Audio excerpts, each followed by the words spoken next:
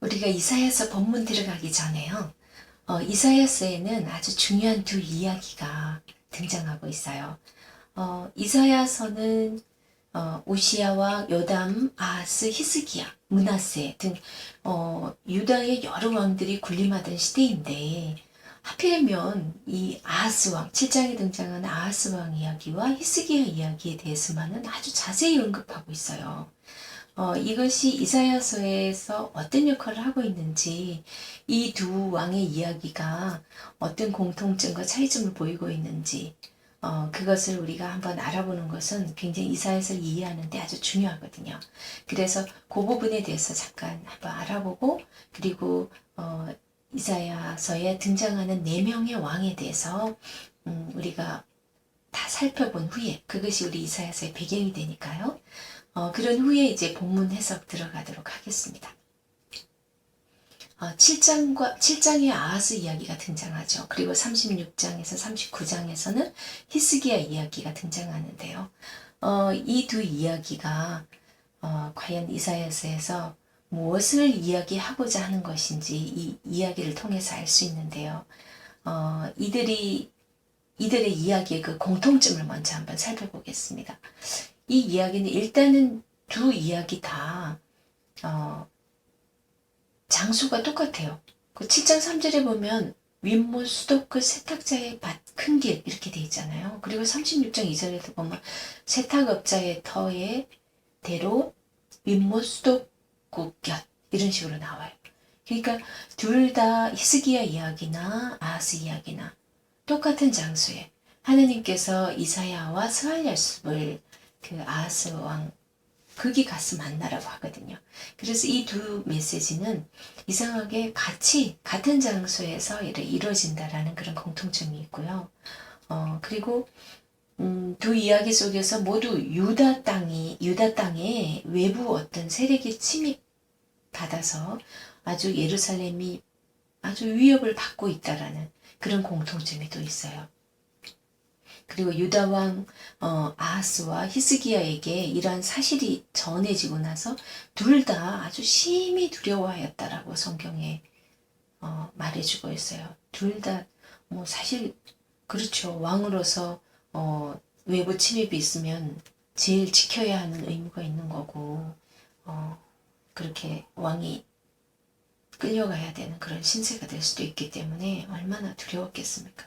둘 다 심히 두려워하였다라는 그런 표현이 나옵니다. 그리고 또 두 왕들이 두려워하고 있었을 때 이사야가 두려워하지 말라라고 또 위로의 메시지를 전하거든요.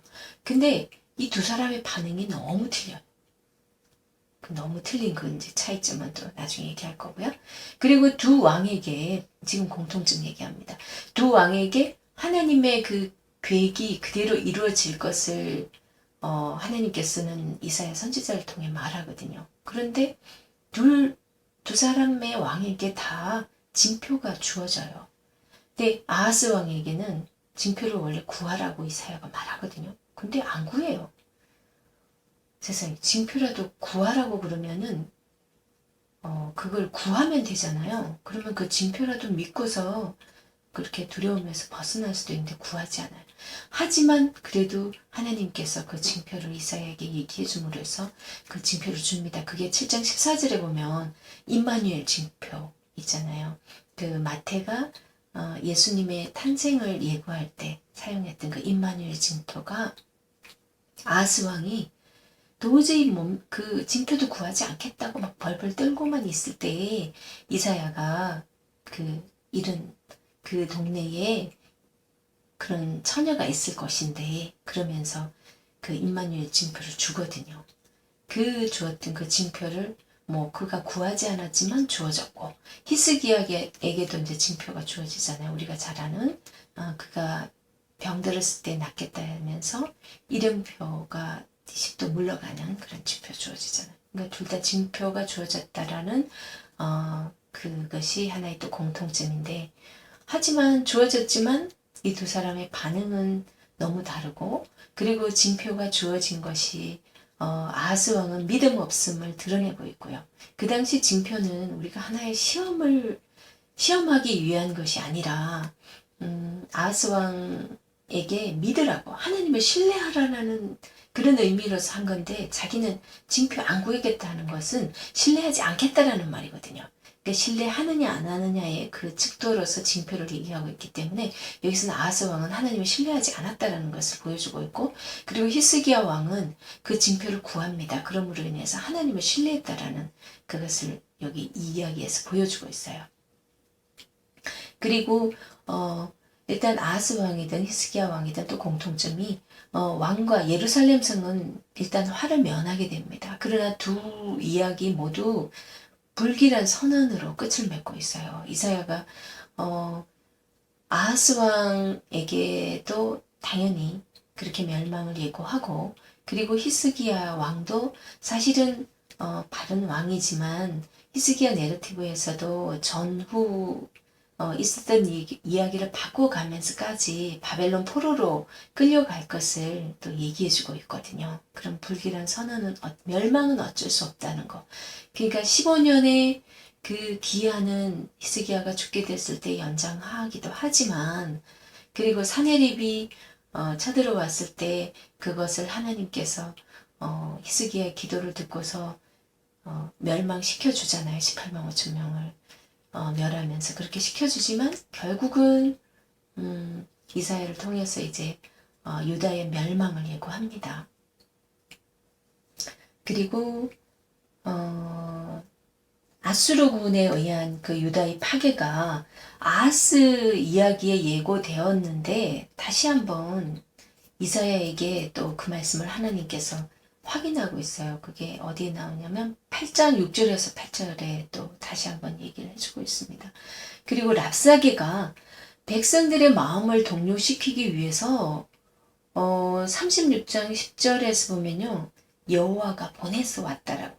그러니까 랍사게가 아주 조롱하듯이 말을 하잖아요. 예루살렘을 둘러싸고서. 그때 여호와가 보내서 왔다라고 이렇게 말을 하거든요. 그런데 그 말은 하나님께서 10장 5절 6절에서 이사야에게 말씀하셨다. 나의 진노의 막대기 아수르의 왕 그를 보내가지고 유다를 파괴하고 노력하게 하겠다라는 그 말씀을 먼저 하나님께서 하셨거든요. 근데 꼭 그것의 성취라도 되듯이, 실제적으로 또 하나님 말씀의 성취죠. 예, 그렇듯이 랍사게가 말하는 것이 여호와가 보내서 왔다, 이렇게 말까지 해요. 참 너무나 정확한 하나님이십니다.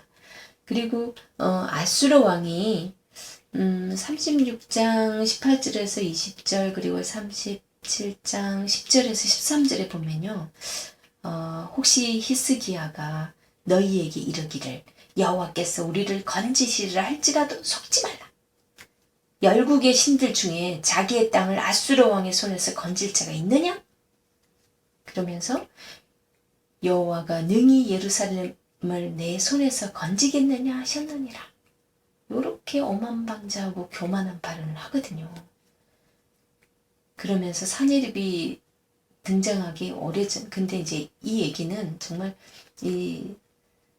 한참 전에 하나님께서 사실은 아수르가 그 교만해서 멸망시킬 거라는 그 예언을 10장에서 미리 한 게 있었잖아요. 근데 실제로 그 모습을 그 이후에 보여줍니다. 실제 아수르가. 그리고 여호와의 그 아수르에 대한 심판이 37장 22절에서 29절에서 선포되고 있는데요. 그것은 또 실제로 10장에서도 보면 아하스 이야기에서 그 다 예고되어 있던 부분이고요. 네. 이렇게 보면 이와 같이 아하스 이야기랑 그 히스기야 이야기의 이 공통점들을 이렇게 보면서 하나님께서 이 두 이야기를 통해서 뭘 말씀하고 싶으실까 하는 아주 그냥 중심적인 아주 중요한 메시지를 우리는 여기서 읽을 수 있어요. 이 두 사건을 통해서 하나님께서 주시고자 하시는 그 메시지는, 여호와를 의지하지 않는 자 아하스, 우리 7장 2절에서 나오잖아요. 아하스는 아주 정말 그 당시 어, 저기 아람과 아람 왕 르신, 그 다음에 북이스라엘의 베가, 그 왕들은 솔직히 뭐 하나님께서도 이스라엘을 통해서 말씀하셨지만 이제 연기 나는 두 부쥐깽이다, 그렇게 표현할 정도로 정말 심각하지 않은 아주 간단한, 크게 위협이 되지도 않는, 멸망하고 있는, 이제 밑으로 바닥으로 이제 내려가고 있는 그런 나라들인데도 그렇게 심각하지 않은 위기 앞에서도 그의 마음이, 우리 7장 2절에서 뭐라고 그러냐, 그의 마음이 숲이 바람에 흔들림 같이 흔들렸다, 이렇게 표현하고 있거든요. 그런 것을 보여주거든요. 그런 반면에 히스기야 왕은 여호와를 신뢰하고 의지하는 자의 모델로서 지금 여기 이사야서는 등장하고 있는데요. 원래 히스기야는 또 믿음 없었던 시절이 또 잠깐 있었어요. 아주 아수르 왕에게 뭔가 조공 바치고 한 것도 있었거든요. 근데 일부러 여기서는 히스기야 왕이 확실히 하나님을 의지한 왕이었을 때 어떠했다라는 걸 보여주기 위해서, 그걸 더 부각하기 위해서 그 부분 빼고 이렇게 소개하는 부분도 있습니다. 그래서 여호와를 의지하고 신뢰했던 그 왕 히스기야는 유다가 한 나라로서 큰 위기를 맞이하고도 전혀 요동이 없는 그런 부분으로 표현해주고 있습니다. 이 모든 것은 하나님이 그를 보호하셨기 때문에 라는 것을 굉장히 강조하고 있는 거죠. 그래서 이사야 선지자는 아하스 왕과 히스기야 이야기를 통해서 유다를 지배하고 있는 다윗 왕조에게 하나님을 의지하는 일이 얼마나 중요한 것인가를 강조하고 있다고 보면 됩니다. 이 두 이야기 꼭 이사야서 들어가기 전에 꼭 한번 알고 있어야 전체 맥락에서 이 이야기가 주는 메시지를 알 수가 있습니다. 그 다음에 우리가 여기에 등장하는 4명의 왕, 그렇게 보기 전에 당시에 이 이사야 선지자가 사역하던 그 시대는요, 전 세계 패권이 어디에 가 있었냐면 아수르에게 가 있었어요. 아수르가 당시 패권을 차지하고 있었는데, 그들은 얼마나 아주 그냥 잔인하기로 유명하냐면요, 그들의 그 만행, 잔인성이 온 근동 지역에서 잘 알려져 있어요. 왜 그러냐면 그들이 그렇게 잔인한 이유는 누구라도 우리한테 대적하거나 우리한테 고분고분 이렇게 말 안 들으면 이런 신세가 될 거다라는 걸 보여주기 위해서 더 그렇게 했는데, 이들의 만행이 어떠하냐면요, 정말 말하기도 좀 끔찍한데 임신부들의 배를 갈라서 아이를 죽이기도 했고요. 그 다음에 산 사람의 가죽을 벗기기도 했어요. 그뿐 아니었어요. 정말 사람을 매달아 놓고 사람에 있어서 그냥 완전 최고의 고통을 주는 그런 일까지도 했습니다. 정말 그 아수르의 만행에 대해서는 여기저기 역사 기록에도 많이 남아 있습니다. 그래서 이제 아수르는 자기들한테 절대로 반영 못하도록 하기 위해서 그렇게 하고 있었던 거죠. 그러니까 아하스 왕이 그렇게 벌벌벌 떨고 더 그랬나 싶기도 한데, 그래서 아하스 왕이 결국은 그 다른 그 아람과 북이스라엘이 쳐들어온다 그러니까 아수르 왕한테 의지하잖아요. 뭐 그때만 해도 자기는 속국이 아니었으니까. 그리고 유다의 그 당시에 그 유다의 영적 상태를 보면요, 아주 비상 상태라고 볼 수 있어요. 정말 남유다는 우리 다윗 왕국의 그 유다 지파가 쭉 왕으로 이어져 왔잖아요. 그리고 여호와 하나님만을 유일신으로 섬겨야 하는 언약의 백성들인데, 그럼에도 불구하고 그들은 영적 혼합주의가 자리하고 있었어요. 뭐 계속 그 가나안 정복 이후로부터 그들의 신들을 다 받아들이고 있었고, 더구나 이 아하스 왕 같은 경우는 이 아수르의 신을 자기가 섬겼으니까, 그 몰렉을 섬겼으니까요. 그런 기록도 나오죠. 그들의 그런 영적 몰락은 주전 722년에 북왕국을 멸망시키고 남왕국의 생존까지도 위협하게 되죠. 하지만 북왕국이 멸망하는 걸 보면 정말 그때라도 좀 정신을 차려야 될 텐데, 왜냐하면 북왕국이 멸망하기 전에 그렇게 많은 선지자들이 외쳤잖아요. 너희들 그렇게 하면 다 멸망시킨다, 멸망시킨다 몇 번이나 경고했는데도 그렇게 말씀한 대로 선지자들이 외친 대로 사실은 멸망했으면 그럼 그때라도 정신을 차려야지. 그렇지 않아요. 하지만 유다 사람들 회개도 하지도 않고 하나님께 여호와께 돌아오지도 않아요. 그러한 영적 분위기 속에서 아스 왕이 그 아수르의 신들을 숭배, 몰렉을 섬기죠. 그러니까 더 악화돼 갑니다. 정말 유다 백성들이 신의 산 언약을 했던 그것을 다 잊어버리고서 종교적으로, 도덕적으로, 사회적으로 온갖 타락상들을 보여주고 있습니다. 점점 이제 하나님은 점점 멀어져 가는 거죠.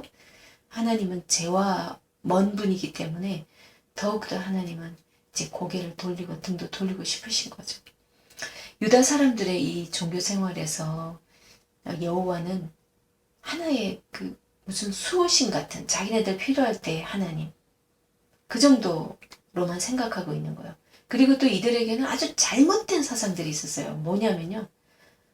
우리는 그 시온 백성이니까 하나님의 선택된 선민이니까 절대로 우리는 멸망하지 않아. 아유 저 북이스라엘은 그냥 자기들은 우상 섬겼으니까 그렇지. 그 여로보암이 막 금송아지 우상도 섬기고 거기는 제사장 계열이 아닌 사람, 레위 지파 아닌 사람도 제사장도 했고 막 그러니까 유다 백성들 자기들이 봤을 때는 자기들은 왠지 그래도 구별됐다고 생각하거든요.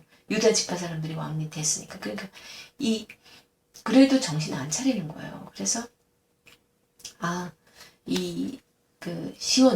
시온 사상, 잘못된 시온 사상을 갖고 있어요. 자기들은 절대로 망하지 않는다. 그리고 또 다윗에게 하나님께서 언약을 해준 게 있잖아요. 다윗 언약, 그러니까 계속 그 왕위가 영원할 것이다라고 했잖아요. 하나님께서는 다윗의 후손인 예수 그리스도를 통해서 영원한 언약 그걸 말씀했는데 물론 그런 것이 하나님께서 말씀하신 게 틀렸다는 게 아니에요. 물론 그들에게 약속하셨어요. 근데 그건 뭐예요? 너희들이 나의 언약 백성으로서 거룩한 백성 제사장 나라가 되어 주겠느냐? 그러면서 하나님께서 막 약속들도 많이 주시잖아요. 그들이 하겠다고 그래가지고. 근데 어떻게 됐어요, 지금? 전혀 그런 거하고 상관없이 자기들 마음대로 지금 온갖 그냥 이방신을 섬기고 도덕적으로 타락하고 종교적으로 사회적으로 막 온갖 지도자부터 해가지고 백성들까지 다 타락한 모습으로 살아가고 있으니까 그러면서도 그렇게 우리만은 괜찮을 거야. 꼭 요즘 어떤 생각이 드냐면 정말 교회 다니면서도 온갖 나쁜 짓 온갖 세상 사람들이 하는 짓 다 하고 그냥 주일날 한 번 교회 가는 걸로서 나는 그래도 구원받았으니까 난 천국 갈 거야. 그리고 나는 뭐 항상 하나님께서 내 삶을 돌봐주시고 보호해 주실 거야. 아니 그런 거하고 똑같아요.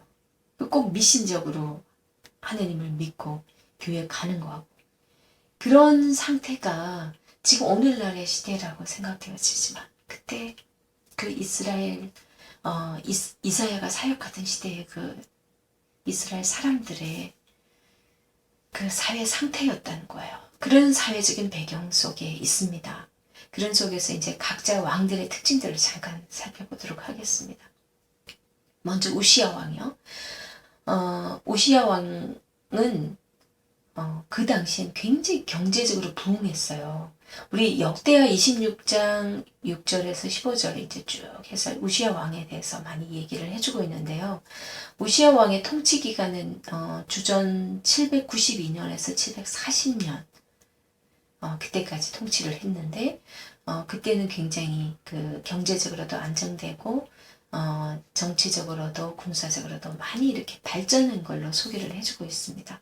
그때 그럴 수 있었던 것이 당시 패권을 차지하고 있던 이 아수르가 내부적인 갈등을 겪고 있었어요.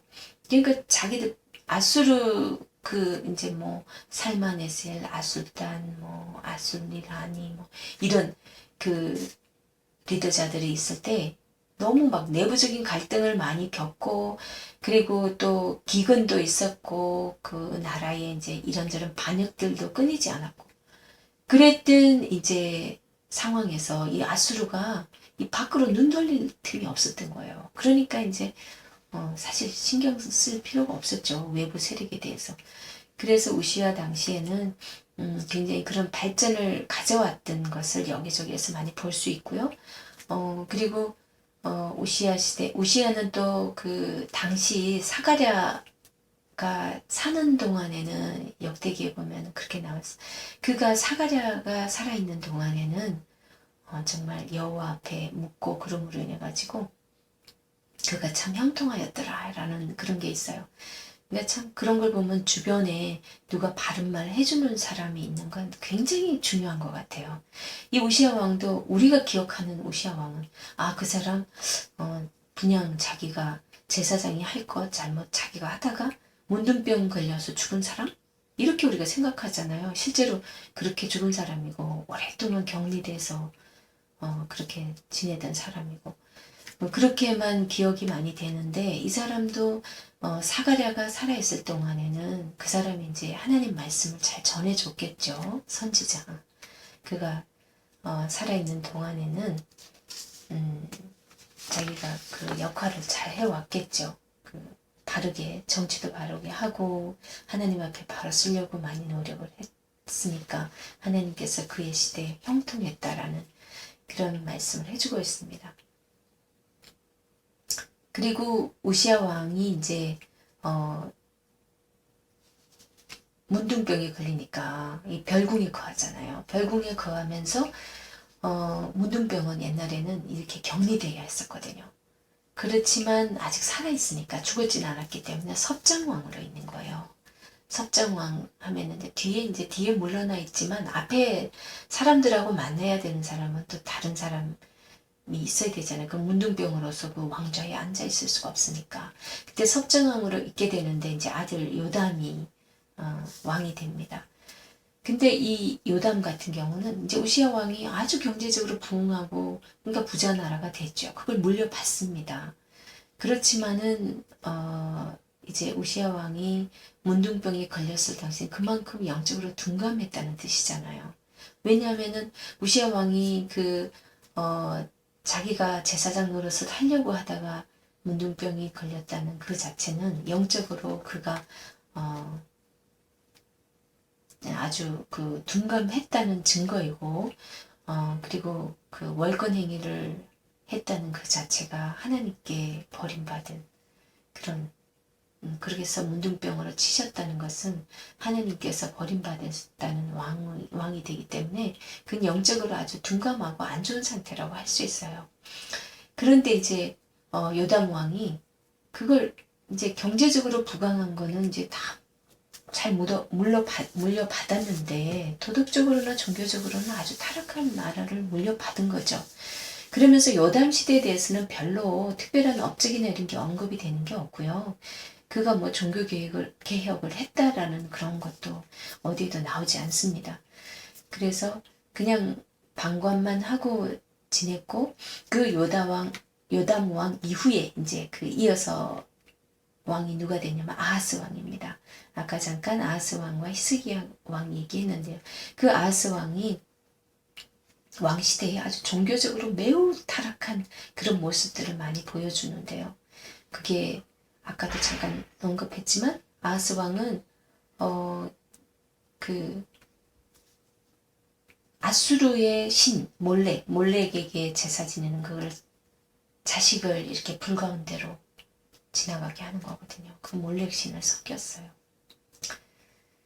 그래서 아하스에 대한 평가는 역대하 28장의 1절에서 7절에 잘 나와 있는데 그 평가도 한번 참고로 보시기 바랍니다.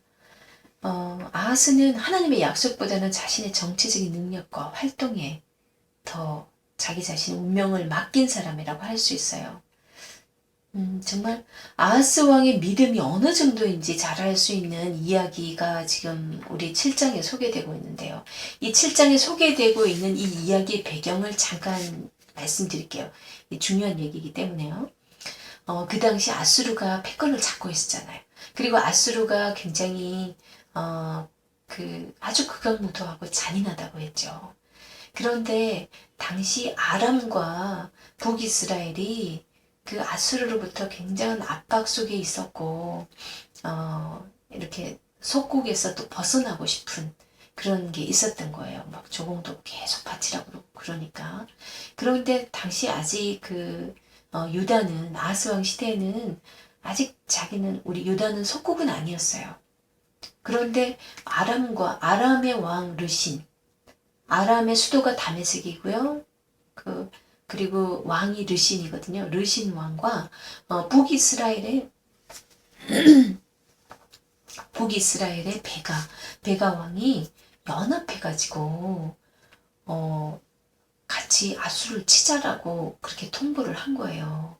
그런데 아하스가 가만히 이러다가 완전히 패하게 되면 이거 완전 아수르한테 그런 죽음을 당할 텐데 얼마나 그러니까 자기는 그냥 거절한 거예요. 난 그거 못하겠다. 그렇게 거절을 하니까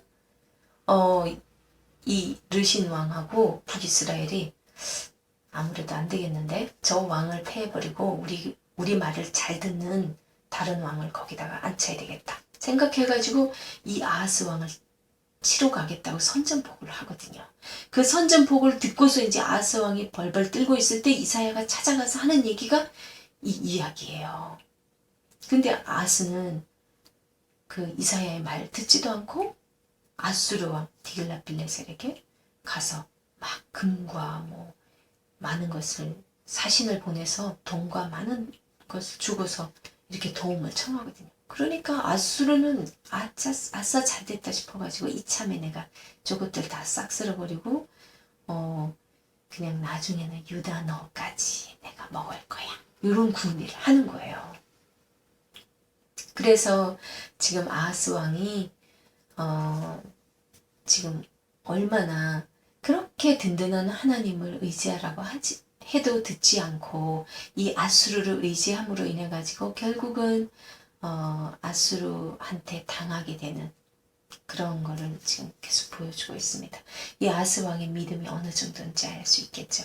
그리고 실제로 아수르가 그렇게 해서 그 디글랏빌레셀의 아들 그 뒤에 왕이 된 그 사르곤 2세가 실제로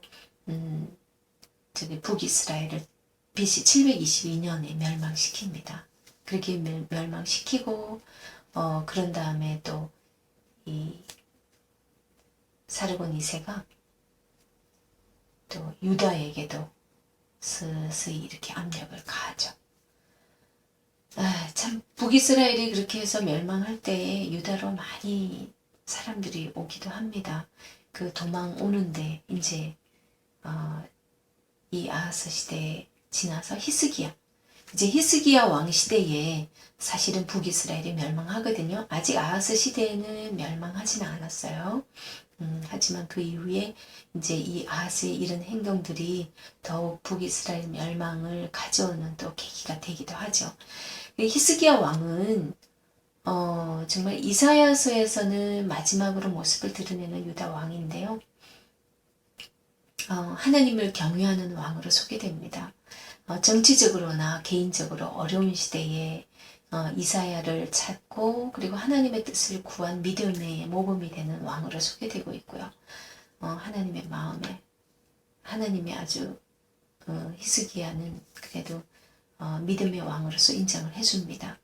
그리고 그렇게 했던 가장 큰 이유가 히스기야가 그 아세라상 이런 걸 찍어버리고 그 종교 계획을 하잖아요. 그것이 굉장히 하나님께 기쁨이 되어줬고 그리고 또 중요한 것은 북이스라엘이 아까 멸망할 때 그들이 유다로 많이 내려왔다고 그랬잖아요. 그 사람들 다 받아줬어요. 히스기야가. 그 북이스라엘 멸망 때 막 피난해서 오는 그 사람들, 북이스라엘 사람들을 받아주고 그들 다 초대해가지고요. 6월절 행사를 우리 역대하 30장에 보면 잘 소개되거든요. 6월절 행사를 치르는데 그때 그 히스기야가 그들까지 다 초대해서 아주 성대하게 치릅니다. 아마 그게 하나님께서 참 기뻐하셔서 히스기야를 더욱 때로는 히스기야가 믿음 없는 행동을 보인 것도 있었지만 전반적으로 봤을 때 하나님께서 아주 높이 좋게 평가를 하고 있는 것 같습니다. 그래서 이 히스기야 왕은 믿음의 왕으로 소개되는데 그런 전반적인 그런 걸 다 알고서 히스기야 내러티브는 어차피 36장에서 39장에서 그 이야기가 참 많이 나오는데 그건 나중에 본문에서 더 자세히 보면 될 것 같습니다.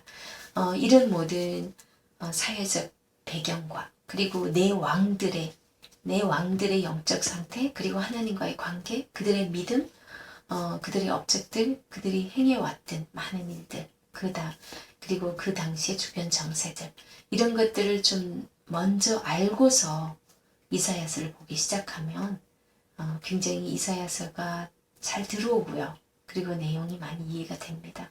또 자세한 거는 그때그때 본문에 나올 때마다 한 번씩 더 얘기해 드리도록 하겠습니다. 그러면 이사야서 1장 1절부터 읽어가면서 말씀 나누도록 하겠습니다. 잠시 쉬고서 본문 시작하겠습니다.